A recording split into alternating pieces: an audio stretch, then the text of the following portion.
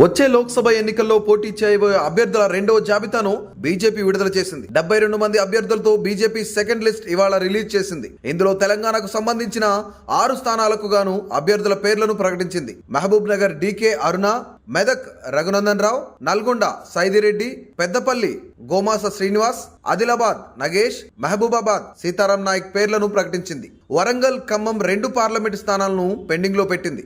ఇటీవల బీఆర్ఎస్ నుండి వెళ్లిన 4 నేతలకు సెకండ్ లిస్ట్ లో టికెట్లు కన్ఫర్మ్ చేసింది. ఆరూరు రమేష్ జాయినింగ్ నేపథ్యంలో వరంగల్ ఎంపీ టికెట్ పెండింగ్ లో పెట్టినట్లు వార్తలు వినిపిస్తున్నాయి. తెలంగాణలో మొత్తం 17 పార్లమెంట్ స్థానాలకు గాను తొలి జాబితాలో 9 మంది పేర్లను ప్రకటించిన బీజేపీ తాజాగా ఇవాళ విడుదల చేసిన లిస్ట్ లో 6 పేర్లను అనౌన్స్ చేసింది. దీంతో మొత్తం 15 మంది అభ్యర్థుల పేర్లు ఫిక్స్ కాగా వరంగల్, ఖమ్మం స్థానాలను పెండింగ్ లో ఉన్నాయి. ఆ 2 స్థానాల అభ్యర్థులను 3వ జాబితాలో ప్రకటించనున్నట్లు సమాచారం. Please subscribe to